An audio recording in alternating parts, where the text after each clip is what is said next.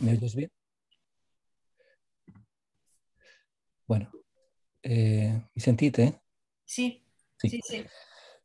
Bueno, pues buenas tardes, María Alexandra, y buenas tardes a todo el mundo. Felicidades por este seminario enormemente ambicioso. Para mí es un placer estar con todos vosotros, aprender de todas vuestras contribuciones y tener el honor de presentar a mi querido y admirado colega Vincent Devier. Vincent Devier est aujourd'hui une personnalité extrêmement connu et reconnu dans le médiévalisme européen et nord-américain. Il est membre facultatif de l'École des hautes études en sciences sociales à Paris. Il a été chercheur invité de l'Institute for Advanced Studies de Princeton et aussi à l'Université de Stanford. Il a été aussi de professeur visitant dans les universités de Sao Paulo, Reno et Tarragona. Son excellence et sa compétence académique ont été démontrées pendant les 14 années où il a dirigé le corpus des inscriptions de la France médiévale de l'Université de Poitiers du Centre des études supérieures de la civilisation médiévale. Ces études récentes et dérangeantes sur le silence et l'abstraction médiévale ont ouvert des voies de recherche et des perspectives d'analyse vraiment lucides et fructueuses. Son leadership reconnu et son extraordinaire capacité de dynamisme académique ont été confirmés une fois de plus lors de l'atelier sur l'épigraphie médiévale qui se tenait la semaine dernière à Roda de Savena, Aragon, avec un nombre sélectionné de jeunes chercheurs vraiment brillants venus du monde entier. Vas-y, Vincent. C'est ton tour d'argumenter sur la présence et la visibilité de la Carta Lapidae. Merci beaucoup, Gerardo. Merci, Maria. Vous m'entendez bien? Ça va? Oui. Alors, je vais partager mon écran tout de suite. Hop, hop. Voilà. Je pense que ça marche. Oui, ça Oui. devrait marcher. Très bien. Bon, je remercie très sincèrement les organisateurs pour leur invitation à ce séminaire vraiment très ambitieux et je regrette tout de suite, je n'aurais pas d'aussi belles images que celles de Susan Lengel à l'instant, mais je vais faire de mon mieux quand même. Au milieu du XIIe siècle, on a sculpté au tympan semi-circulaire de la petite église de Mervilliers, près de Chartres, une grande image de Donation. Cécile Voyer, dans l'article brillant qu'elle a consacré à cette œuvre sculptée, décrit parfaitement les enjeux des gestes et des actions dans l'image. La donation de la part d'un laïc, à gauche, d'une somme d'argent à Saint-Georges, qui la transmet à son tour à l'institution ecclésiastique pour son usage et sa gestion. Cette offrande à 3 bandes est acceptée et bénie par Dieu depuis les cieux.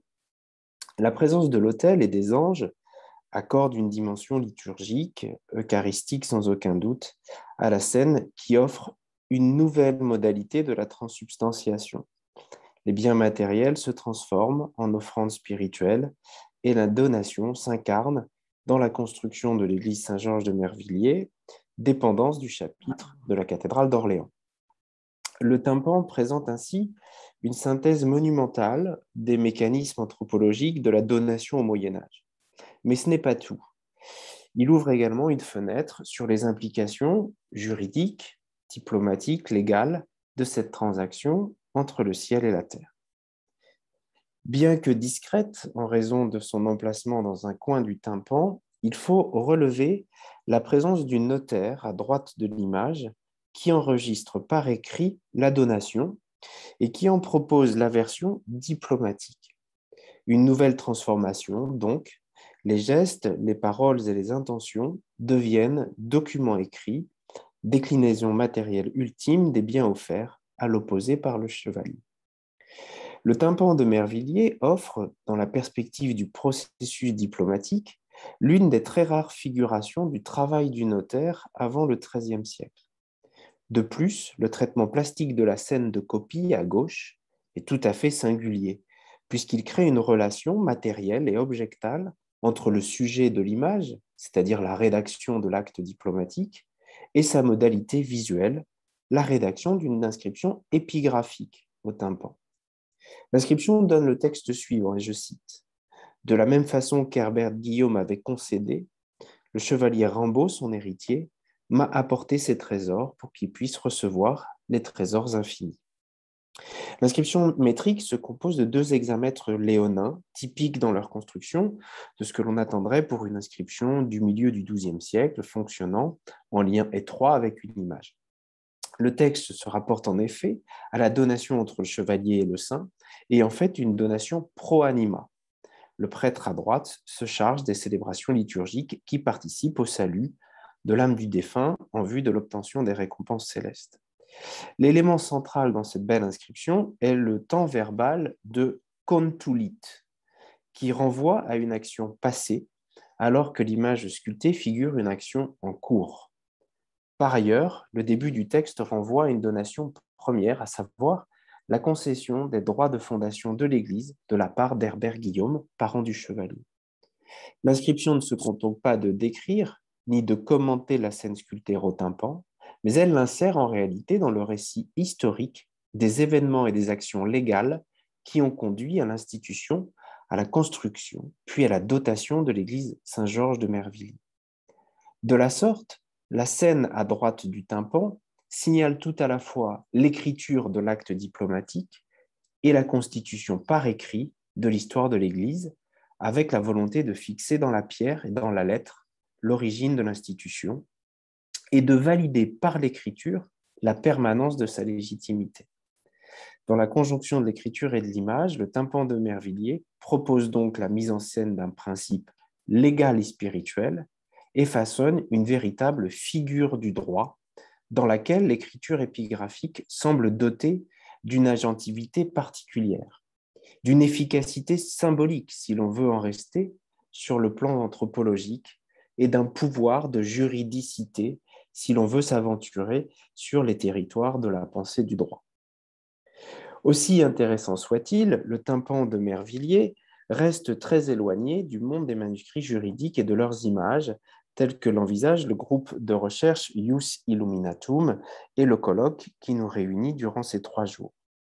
Je crains donc d'être totalement hors sujet en m'aventurant dans le domaine épigraphique et en m'interrogeant, comme je prétends le faire dans un instant, sur la notion de charte lapidaire. Pour essayer de m'en sortir, je postulerai, comme je viens de le faire pour Mervilliers, que l'écriture épigraphique peut être utilisée pour figurer des principes juridiques de la même façon qu'elle est employée pour monumentaliser des principes liturgiques, par exemple, ou pour marquer l'étendue de l'espace et le déroulement du temps. C'est une pirouette, j'en conviens, que de postuler ainsi a priori un fonctionnement iconique des inscriptions, possédant des liens avec la praxis du droit au Moyen-Âge, et d'en faire donc des images du droit. Il faudra nuancer ce postulat à l'issue de ce parcours que je vous propose et qui se veut une étude préalable à la question des chartes lapidaires et plus précisément quant à la nature des liens que ces inscriptions entretiennent avec les autres types d'écrits juridiques au Moyen-Âge.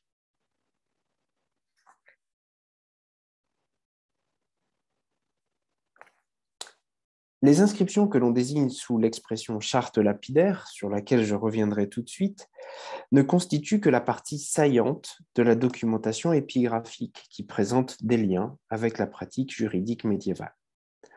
En réalité, dès lors que l'inscription évoque une action ou un événement qui implique ou bien la rédaction d'un contrat, ou bien le recours à la loi ou à la norme, elle peut être qualifiée de juridique dans son contenu, au moins partiellement, et parfois dans son effet.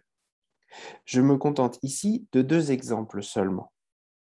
Le premier est la mesure à grains conservée dans l'église paroissiale de Lannion, en Bretagne, Scellée dans le mur, elle porte l'inscription suivante: Ceci est la mesure à blé qui ne doit jamais disparaître.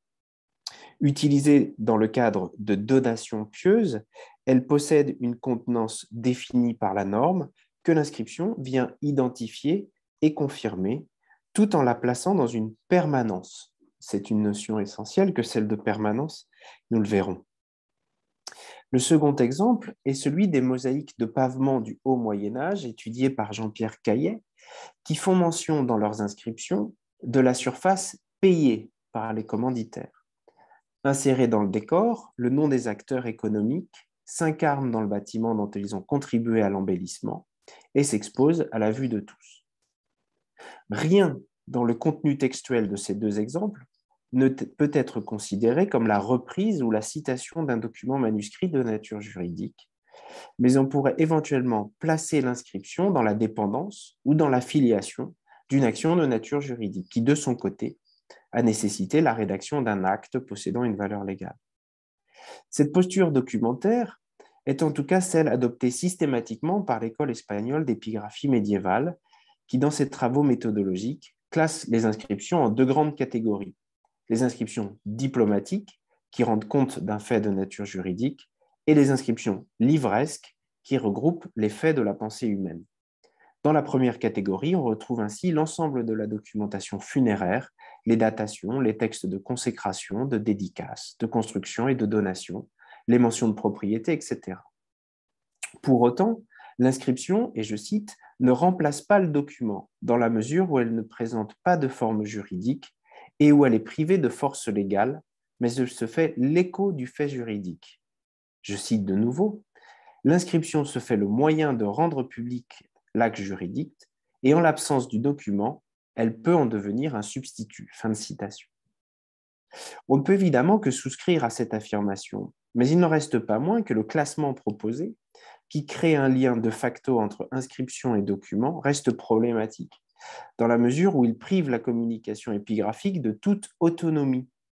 Elle n'est que le relais d'un document hypothétique qui lui préexiste, et la décision épigraphique dans le cadre de l'exercice du droit ne semble jamais première.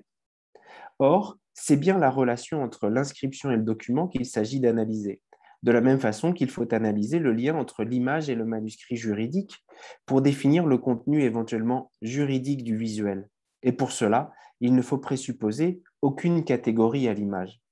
Pour l'inscription, si l'on suppose qu'elle n'est que la modalité publicitaire du document, il n'a plus rien à dire des liens entre écriture épigraphique et exercice du droit. Pour essayer d'avancer, nous partirons de ce que l'on désigne sous le nom de charte lapidaire, à savoir ces inscriptions solennelles dans leur forme et dans leur contenu, qui, reprenant au moins en partie un formulaire diplomatique, rendent compte de prescriptions normatives qu'elles affichent dans l'espace public. C'est en tout cas la définition que je vous propose. La notion de charte lapidaire est au cœur d'un important débat historiographique depuis son institution par Augustin de Lois en 1847, sans doute parce que l'expression elle-même est problématique. Elle conjoint en effet dans un même syntagme une catégorie diplomatique avec le substantif charte, qui implique des formes, des contenus, des effets spécifiques de normativité et de contrainte, et un matériau dur et durable dans l'adjectif lapidaire. En arrière-plan, elle interroge donc la capacité de l'écriture épigraphique à fonder, affirmer et transmettre le droit. Sans doute parce qu'elle s'est longtemps passée d'une réflexion de fond sur cette question, l'étude des inscriptions a constaté, affirmé ou nuancé les connexions éventuelles entre paléographie, diplomatique et épigraphie, sans pour autant chercher à les expliquer dans le contexte théorique et la pragmatique des cultures écrites médiévales. Par ailleurs, la recherche a traité pour cette question un ensemble réduit de documents, pour la plupart antérieurs à la fin du XIIIe siècle. L'article d'Augustin de Lois envisage en réalité moins d'une dizaine de textes, par exemple, en laissant de côté les inscriptions plus tardives, en lien avec les fondations d'anniversaires et de chapelles notamment, qui multiplient le nombre des gestes graphiques et qui posent de nouvelles questions quant à la fonction des images et des textes monumentaux. Aussi, le dossier est-il largement à reprendre dans le ton long du Moyen Âge, par-delà les frontières éditoriales, disciplinaires et chronologiques. C'est ce qu'on a fait dans le milieu des années 1990 dans 4 directions principales. Robert Favreau affirme d'abord que la charte lapidaire possède exclusivement une dimension publicitaire et qu'elle n'ait d'aucun effet sur l'imposition d'une règle ou d'un droit. C'est la première posture, la dimension publicitaire. Vicente García Lobo adopte quant à lui une position contraire et envisage la possibilité que, sans le replacer dans sa forme, l'inscription puisse remplacer le document dans ses effets. C'est la deuxième posture, la fonction pragmatique. Ottavio Banti propose pour sa part une position radicale en attribuant à l'inscription diplomatique qu'une valeur symbolique qui renvoie sans contrainte à l'imaginaire documentaire. Troisième posture, donc l'aspect symbolique. Plus récemment et de façon plus intéressante également, Cristina Carbonetti envisage une synthèse de ces positions en faisant de la charte lapidaire une version augmentée de l'acte diplomatique, obligeant ainsi à sortir de la catégorisation stérile pour qualifier la relation entre le texte, sa forme, son contexte, son intention et son effet. Une chose semble certaine, s'il faut conserver le mot charte dans cette approche, c'est pour prendre en compte également la forme du document épigraphique et pas seulement les similarités formulaires entre le texte de l'inscription et le vocabulaire de l'acte. C'est là, dans ce faire charte, que les inscriptions deviennent éventuellement une mise en lumière, une ius illuminatum du droit. Les textes épigraphiques peuvent choisir d'afficher ce lien avec le monde diplomatique en reprenant dans la forme même du document ce qui fait son pouvoir juridique. Avec la reproduction figurée des sceaux, comme sur la charte lapidaire de Simon de Montfort, provenant de Saint-Arnoux en Yvelines et datée du début du XVIe siècle, la forme des bulles papales, comme sur la charte lapidaire de Grégoire IX au Latran, datée de 1372, celle du sceau notarial, comme sur la pancarte de San Salvador de Fuentes, datée du Xe siècle, sur laquelle je reviendrai, ou encore celle des armes du signataire, comme sur l'attribution de l'indulgence de la cathédrale de Léon, datée de 1456. Sans efficacité réelle, ces signes probatoires augmentent, dans les mots de Cristina Carbonetti, la valeur visuelle du document épigraphique. Ils lui accordent une iconicité dont il faudra déterminer l'effet. Ces inscriptions partagent sans doute des points communs et peut-être des fonctions avec la copie figurée d'actes qui reproduisent non seulement le contenu, mais aussi les signes probatoires et les signatures, en respectant la forme de l'écriture. Cependant, il semble qu'on ne connaisse pas de documents épigraphiques qui reproduisent ou empruntent les formes paléographiques à l'œuvre dans les actes diplomatiques. En d'autres termes, l'inscription ne semble jamais copier l'image de l'acte. Et si elle fait image, c'est parce qu'elle est l'image d'autre chose. L'inscription est en effet toujours une mise en forme. Parmi les chartes lapidaires conservées en France et en Italie par exemple, il semble que l'écriture ne reprenne aucune des graphies en usage dans les chancelleries contemporaines, en dehors de quelques signes courants pour des abréviations ou des titulatures notamment, mais que l'on retrouve également dans les inscriptions non diplomatiques. On a au contraire des inscriptions rédigées en capitales épigraphiques, en majuscules donc, sans distinction graphique entre les différentes parties du document. Le point commun dans ces graphies est leur niveau de formalité, comme vous pouvez le voir sur cette image. L'écriture est soignée et fait preuve dans tous les cas d'une grande maîtrise, comme s'il s'agissait de produire un document de distinction. Et j'insiste sur ce point, la charte lapidaire est avant tout une image de distinction. Les textes sont pour cela rédigés sur des plaques indépendantes. Ils ne sont pas tracés sur un édifice lui-même, par exemple, mais sur un objet graphique distinct, différent et séparé, qu'il s'agisse d'une plaque, d'une colonne ou d'un ventail. Cette dimension objectale peut être renforcée par la présence d'un cadre sculpté, parfois richement orné, qui vient contraindre l'écriture dans un format tout en exaltant sa qualité formelle. On ne connaît pas en revanche de support qui reprendrait la forme des supports manuscrits, en donnant l'image d'une page de parchemin par exemple, alors que les supports d'écriture dans les images monumentales, le rouleau, le livre, la tablette, reçoivent de très nombreuses inscriptions. à moins de considérer que le format allongé et de l'écriture à longue ligne, comme vous l'avez sur certains de ces exemples, cherche à rappeler le format oblong des chartes. Mais les données documentaires semblent trop disparates pour le confirmer. Encore une fois, si l'inscription cherche à faire image, celle-ci n'est pas l'image du document lui-même. La référence au document diplomatique n'est pas visuelle, donc, mais textuelle. La nature des expressions employées dans l'inscription et la référence explicite à un acte sur parchemin rapprochent ainsi l'objet épigraphique du diplôme ou de la charte par la reprise de formules d'invocation ou des clauses combinatoires ou par la référence à d'autres documents inscrits sur parchemin. C'est le cas par exemple d'une inscription conservée au musée historique de Bâle, datée de 1264, qui annonce le scellement de l'acte original, scellement absent de l'inscription gravée dans la pierre, mais qui fonde la légitimité juridique de ce dont le document épigraphique assure le relais. La célèbre inscription de Sainte Marie Majeure à Rome, rappelant la longue donation faite à l'institution au VIe siècle, mentionne quant à elle dans sa partie finale qu'elle a été réalisée à partir d'un document manuscrit plus ancien. L'inscription commandée par l'abbé de Subiaco Hubert à l'occasion de la construction d'une tour vers 1051-1052 prend soin enfin de souligner que la liste des biens de l'abbaye a été établie d'après la consultation de documents anciens conservés au monastère. Comme on l'a vu pour Mervilliers, ces textes créent une chronologie diplomatique et placent l'inscription au bout de la chaîne d'écriture, pour reprendre une expression forgée par Béatrice Frankel. L'inscription conjoint le passé légitimant des documents, l'actualité de l'affichage des décisions et le futur de leur application dans l'espace. La charte lapidaire est en soi un récit diplomatique, une réflexion sur le lieu de la juridicité, puisqu'elle dit tout à la fois qu'elle fait sans faire et qu'elle est document sans réellement l'être. Peut-être partage-t-elle cette question du lieu de la juridicité, qui est une question posée au droit, avec les images du monde manuscrit. Je laisse cette piste ouverte pour la discussion, si vous le voulez bien.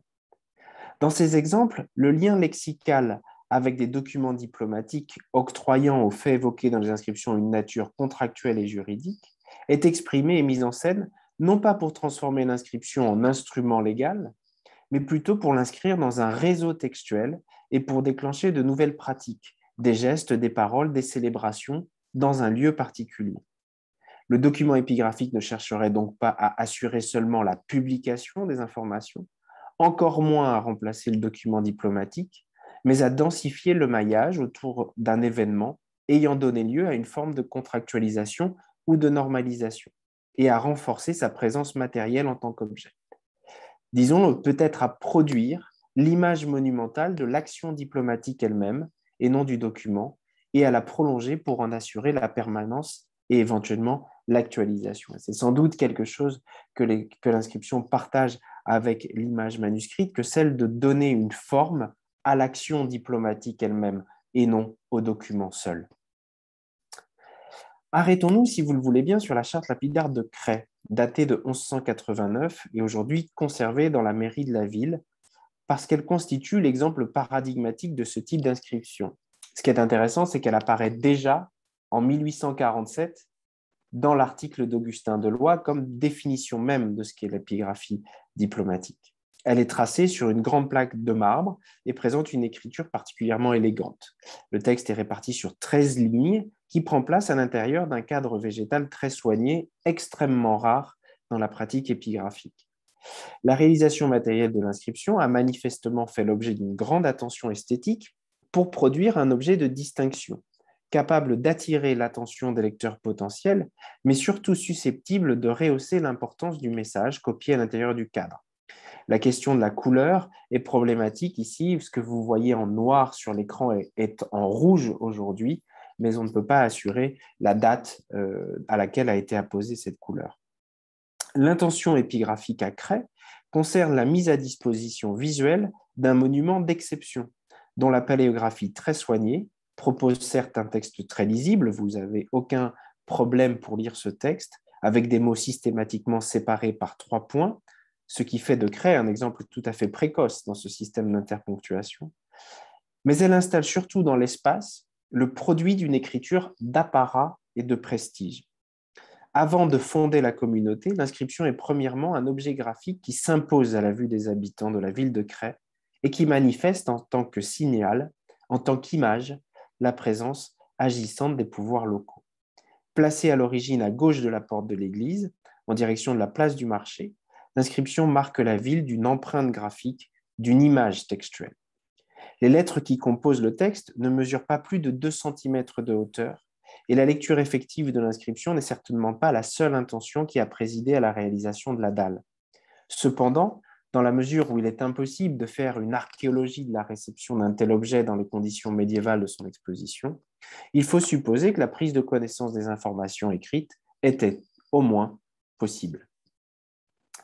Le texte publie la décision du comte de Valentinois Adhémar d'accorder des privilèges de liberté et sécurité aux hommes de Cray en échange de services de garnison, ainsi que la confirmation de ces privilèges devant témoins dans l'église de la ville en 1189. Le texte fait le détail des droits ainsi accordés, liste les personnes présentes à la signature de l'acte et reprend en partie au moins le contenu diplomatique rédigé à cette occasion. Cette inscription est assez développée dans le détail des clauses juridiques, mais il n'est fait aucune référence à un document diplomatique dont le texte serait la copie, la version monumentale ou l'écho. L'intention épigraphique n'est donc pas de nature proprement juridique, mais de distinction. La mention aux lignes 9 et 10 de la confirmation faite en l'église Notre-Dame de Cray crée un lien avec un lieu, précisément celui dans lequel s'inscrit la charte lapidaire, et avec un geste, lui aussi mis en scène à travers l'inscription dans le lieu où il a été réalisé et où l'on a probablement produit et conservé le document diplomatique. Le monument de Cray a sans doute moins de fonctions diplomatiques que d'effets narratifs. En autorisant dans sa forme distinctive la répétition contextualisée du geste d'Adhémar de Poitiers, l'inscription participe à la mise en scène sociale de la communauté de Cray sur la toile de fond de l'église. Dans la dalle de pierre s'incarne le geste fondateur de la liberté des habitants qui associe objet et événement. Le contenu du texte est médiatisé dans l'inscription qui fait dès lors bien plus qu'assurer la pérennité ou l'universalité du message. Le même effet de mise en scène du geste diplomatique apparaît avec peut-être encore plus de force dans la charte lapidaire datée de 1198 et provenant de l'église Sainte-Croix de Montélimar. Elle est assez proche dans la nature des faits juridiques exposés de l'inscription de Cray. Les liens avec un éventuel acte sur parchemin conservé sont réels, mais ne concernent pas le dispositif diplomatique dans son intégralité. Les rédacteurs de l'inscription ont choisi de faire apparaître plus particulièrement la liste des franchises accordées par l'autorité de Montélimar. C'est dans la dernière partie du texte que l'on perçoit que l'intention épigraphique primordiale réside dans l'exposition, dans l'objet inscription du geste diplomatique consistant à écrire la procédure et à la garantir par le serment. C'est ce que l'on a dans le texte suivant. Et pour que nous observions fidèlement tout ce qui est écrit plus haut, et nous n'y contrevenions jamais, nous jurons en touchant les sacro-saints évangiles.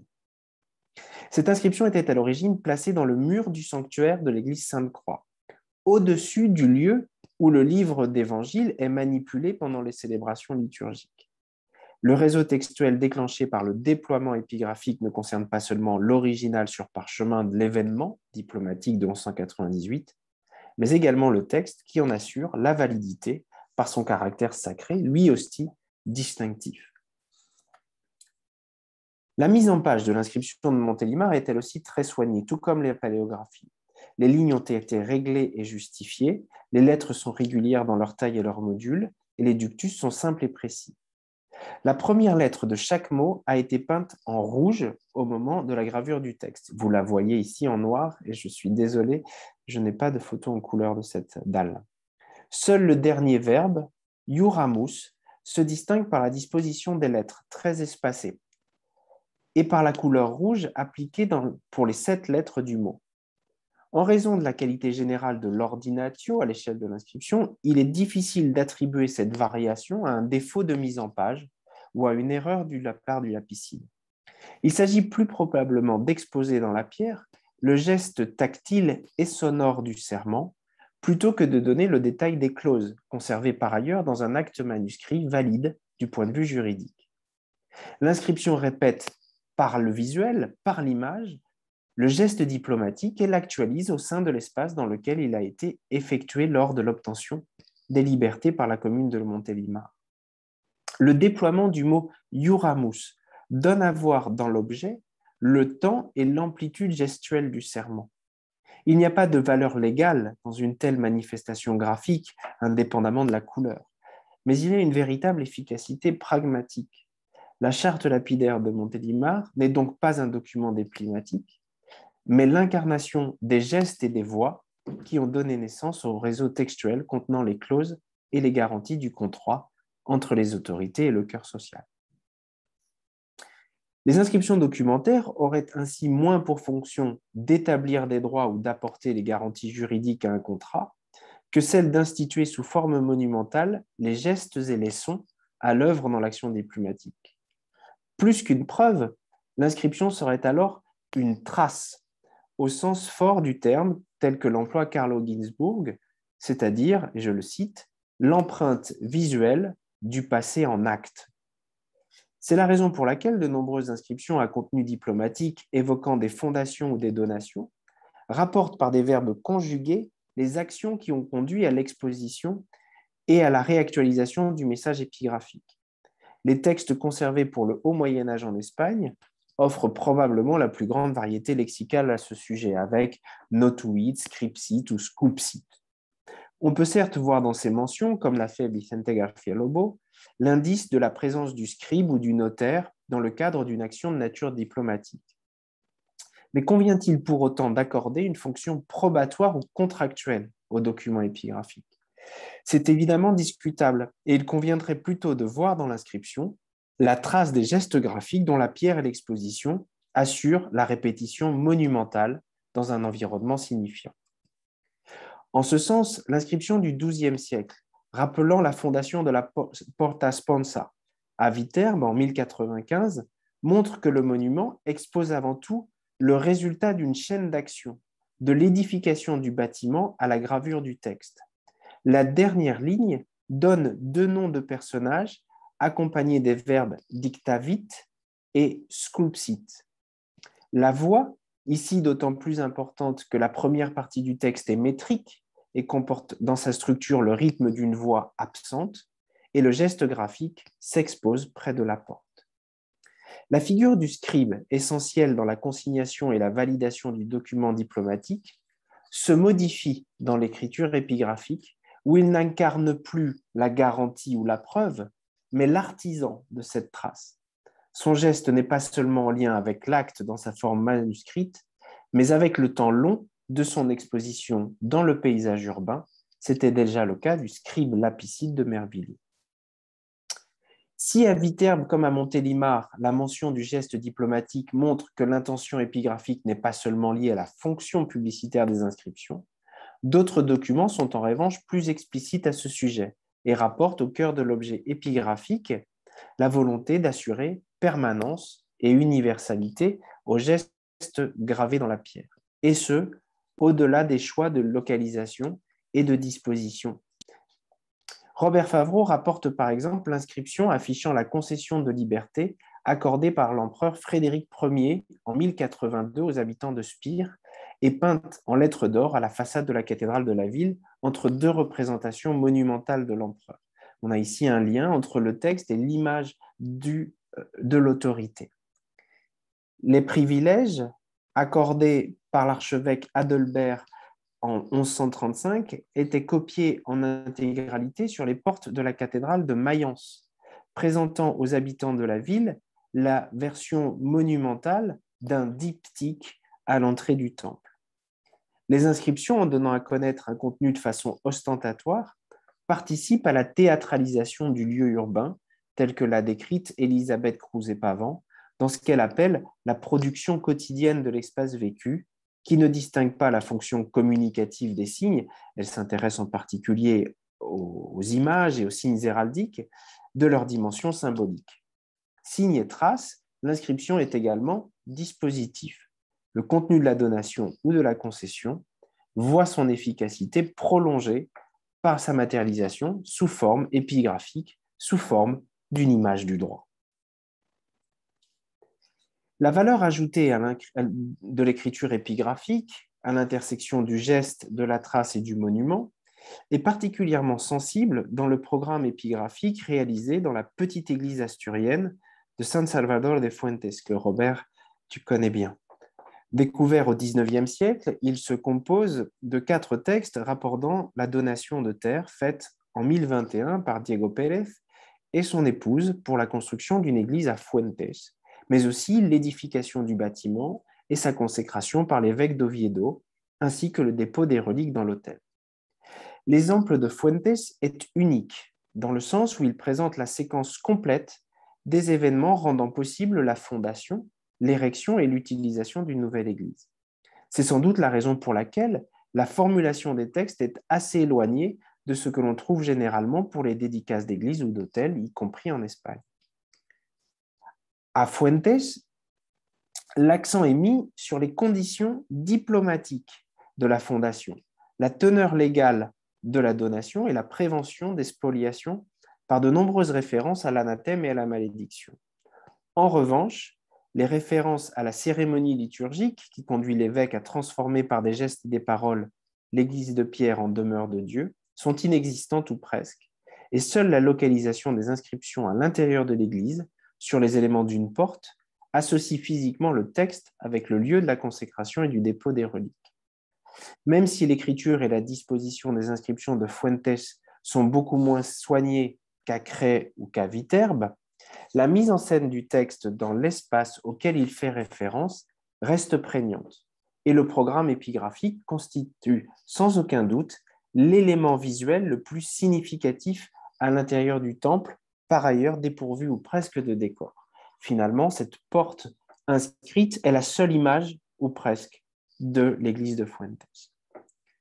Les 4 inscriptions de Fuentes ne reproduisent pas verbatim les documents diplomatiques émis à l'occasion de la fondation de l'église. Elles assurent la publication des principales informations concernant son origine et préviennent d'éventuelles dégradations. L'insistance sur les formules de malédiction pourrait laisser penser que l'intention épigraphique contenait une dimension comminatoire et qu'elle a véritablement cherché à garantir les dispositions légales dans le texte.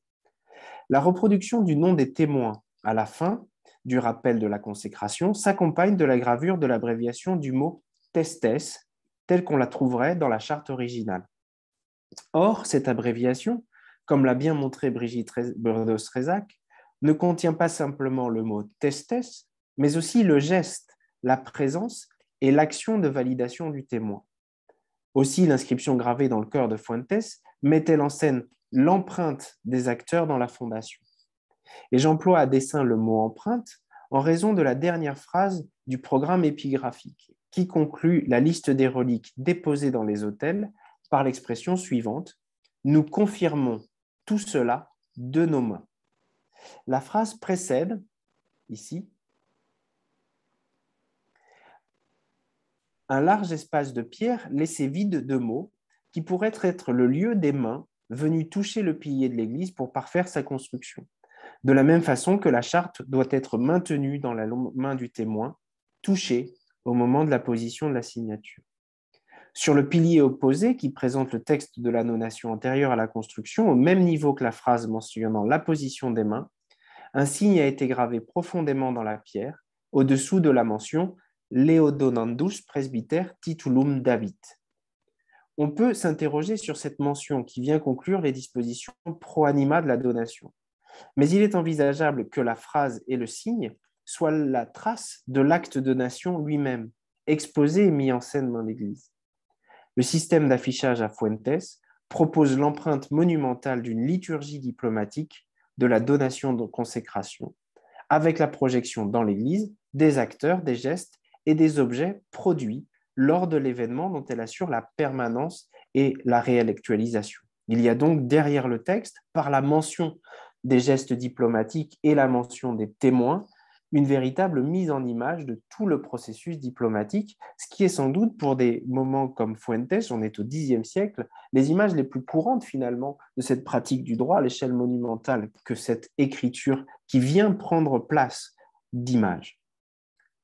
Avec l'exemple de Fuentes, les notions de publication et d'institution de l'acte diplomatique remplacent, ou du moins complètent, celle de publicité universelle, puisque le programme épigraphique est situé à l'intérieur de l'Église sur des éléments d'architecture en partie inaccessibles. L'affichage à l'intérieur de l'Église des décisions au Moyen Âge dépendrait alors assez peu de questions d'alphabétisation ou de contrôle de l'écriture, mais de ce qu'apporte le lieu de l'écriture au sens du message. Et c'est valable également pour les textes publics comme Viterbe ou Cray.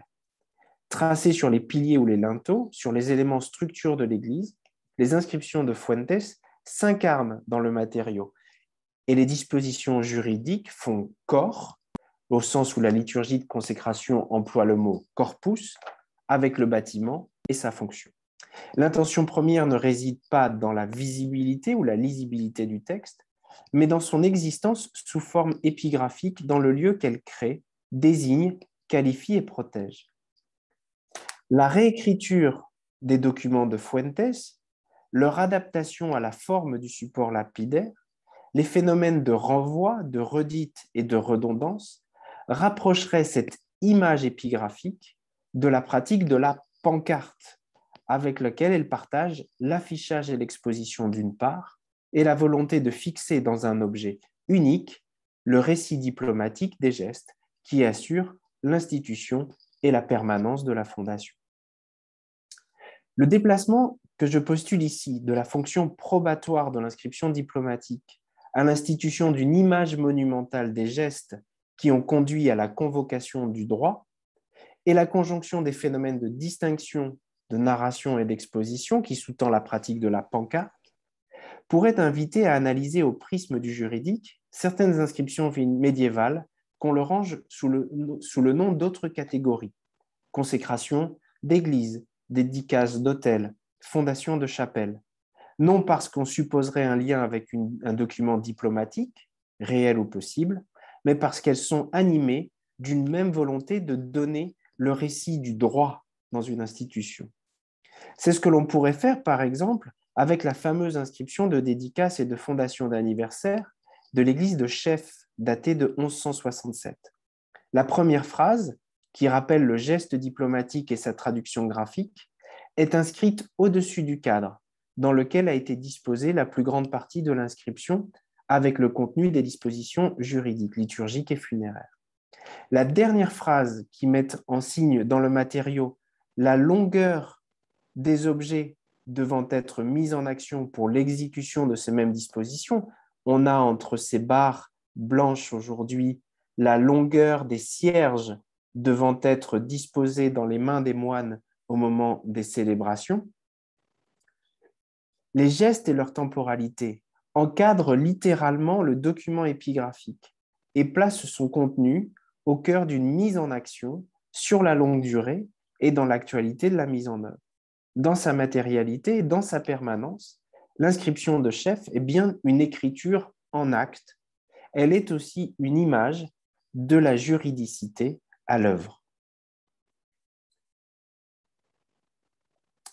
Le détour proposé par le matériau épigraphique lors de ce colloque consacré aux images manuscrites permettra peut-être de constater les porosités et les flottements dans les catégories commandées par les disciplines de l'érudition dans l'examen des traces écrites de la pratique du droit médiéval. Il permettra aussi peut-être de considérer toute la valeur d'image de ces textes qui, disposés dans l'espace public, dans l'Église ou à l'extérieur des maisons individuelles, règlent par leur impact visuel les règles normales de la vie en société au Moyen Âge. Merci beaucoup.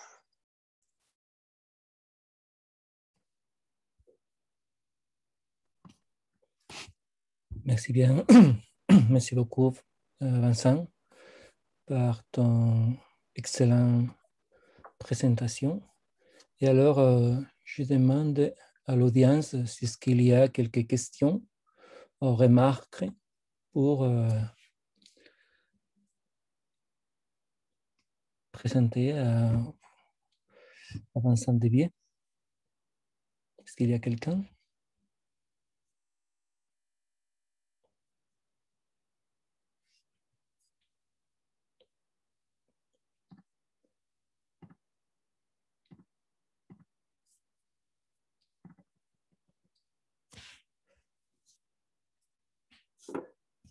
Pas pour l'instant. Alors,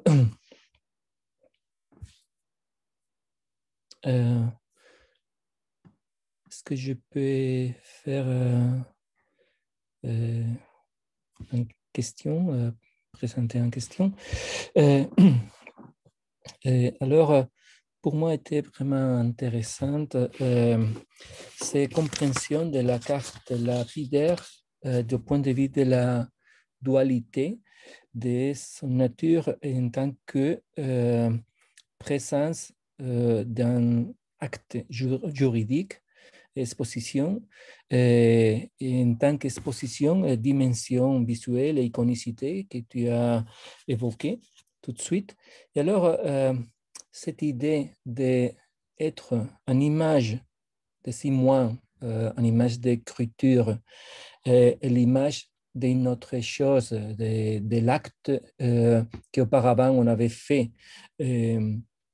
Alors, comment on peut comprendre la relation parmi les temps du passé, de l'acte passé de la donation évoquée et le temps présent et permanent de l'exposition de 6 mois de l'écriture. Est-ce que du point de vue du point de vue de la temporalité, on peut dire quelque chose sur la nature de ces cartes lapidaires, de la vocation du passé et la action dans le présent permanent? Ah, merci, Gerardo. Je pense qu'en fait, les problématiques qui affectent les chartes lapidaires, ou en tout cas les inscriptions de nature diplomatique, euh, par rapport au temps, ne sont pas très différentes de ce que l'on a pour les documents diplomatiques traditionnels sur parchemin puis sur papier, dans le sens où on a une écriture qui est là pour fixer et stabiliser une série de décisions, mais qui va être convoquée à chaque fois que l'on a besoin d'agir sur la preuve, la confirmation ou au contraire le litige et finalement la contestation. Je ne pense pas qu'il y ait de nature euh, différente en ce qui concerne l'épigraphie dans cette relation entre la durée finalement de la conservation et puis l'immédiateté ou l'instantanéité de son utilisation ponctuelle. Ce qui est différent éventuellement, c'est le fait que on a très peu d'exemples au Moyen Âge, mais on les compte vraiment sur les doigts d'une main, dans lequel on a convoqué l'écriture épigraphique dans le cas d'un litige. On en a quelques cas, ils sont assez rares, mais on voit bien que l'inscription est convoquée pour deux raisons, et ça répondra à ta question du temps. En général, elle est convoquée non pas parce qu'on lui suppose une vocation diplomatique, mais parce qu'on lui suppose une ancienneté. C'est-à-dire qu'on lui suppose un rapport au passé tout à fait différent et que le mot qui va être utilisé dans les, euh, dans les litiges ou dans les textes des procès que l'on a, on va se référer à l'inscription parce qu'elle est dotée d'une antiquitas. Et donc, on va voir dans l'écriture épigraphique le moyen de se rapprocher au plus près du moment où la décision a été prise finalement. Et ça, c'est quelque chose qu'on en remarque, c'est pas exclusif au monde épigraphique, évidemment, ça, on le trouve dans bien des textes, mais ce qui va supposer que cette idée d'antiquitas, elle a à voir avec le contenu, mais elle a aussi à voir avec la forme. Et pour les textes que l'on connaît, en tout cas pour ceux qui décrivent des litiges ainsi, cette antiquitas, elle est liée d'abord à un aspect visuel, à une solennité et au recours finalement au fait que l'inscription va faire image et que c'est en faisant image qu'on la convoque. Si elle était présentée différemment, si elle n'avait pas recours à ces caractères qui font d'elle une forme d'antiquitates, hein, vraiment, ça serait, je pense que les choses seraient différentes. Mais donc là, on a un rapport, peut-être un rapport au passé qui est légèrement différent. Merci bien. Il y a une question de Maria Descio.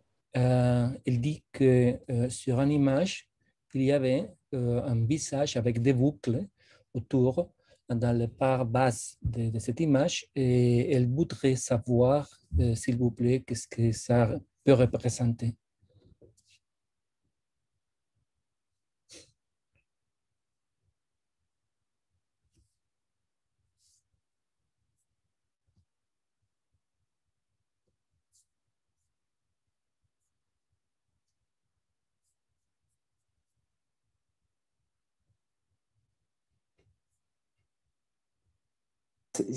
C'est sur quelle image? Je ne sais pas. Il dit seulement qu'il y avait une image avec un visage avec des boucles dans la part Ah, inférieure, je ne sais pas, de la description peut-être. est-ce que c'est ça? Je ne sais pas si c'est... attends, je vais partager mon écran.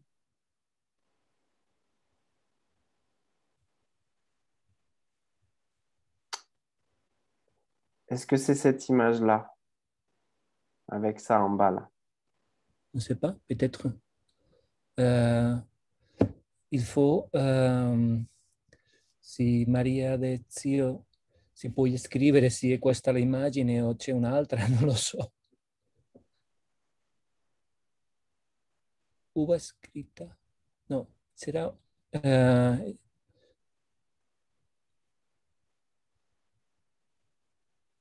una.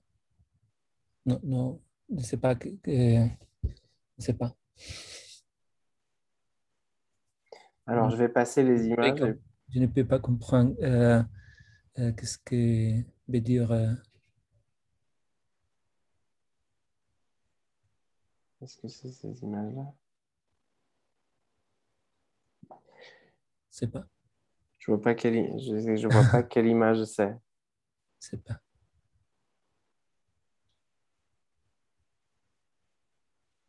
Ça, c'est toutes les images.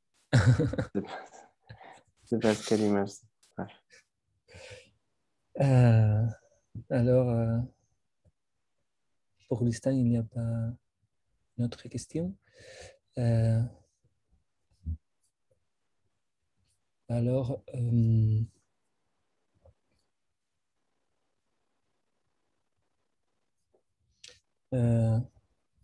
Stepan, Maria Alessandra, se vuoi aspettiamo un attimo se qualcuno Sì, fa una sì, domanda o va bene. iniziamo.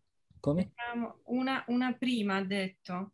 Una prima, sì, ma devi ritornare a Sì, mettere ancora la... sì, la prima immagine. Mm.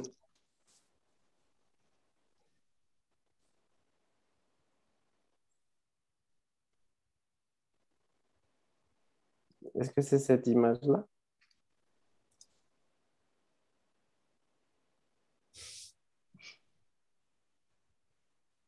È questa l'immagine, Maria De Zio?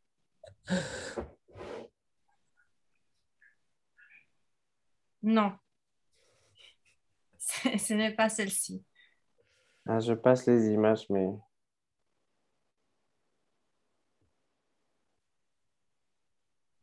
pas celle-ci. Après, il y a des... C'est ici, non? Ici, non? Questa? Non. Mm. Ce sont toutes les images. Voilà. Non. Je n'ai Alors, pas d'autres. je pense...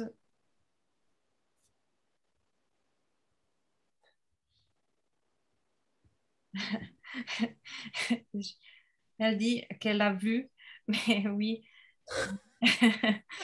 Alors, je les repasse dans l'autre sens. Peut-être qu'elle...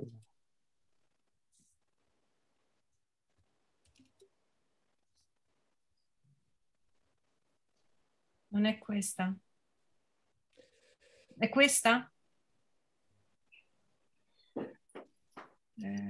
Sì, deve essere Vincent, peut-être que c'est la suivante. Qui était le visage, je pense, de Saint-Pierre, c'est ça? È questa, signora? Questa immagine qui? Dove c'è un viso con i riccioli? Ah. No. Sì, sì, c'est ça. C'est cette image-là, Vincent. Mm-hmm.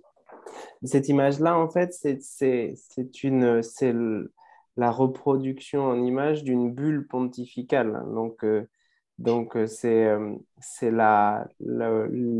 l'envers, l'avers et le revers de la bulle pontificale. C'est-à-dire qu'ici, on a le nom du pape, plus le visage de Saint-Pierre et Saint-Paul de part et d'autre de la croix, comme sur toutes les bulles pontificales, avec les lettres qui les identifient ici. Mais enfin, c'est vraiment la reproduction sur la pierre de cette bulle pontificale qu'on conserve par ailleurs, hein, puisque ce texte a la particularité d'être conservé aussi dans sa version manuscrite. Perfetto. Dunque si tratta dei volti dei santi Pietro e Paolo. Très bien.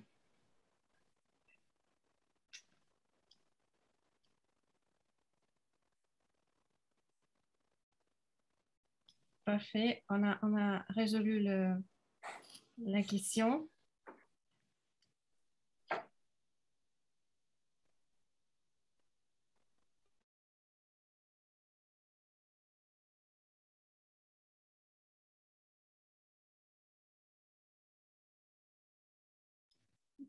Gérald, il me semble qu'il n'a plus de questions.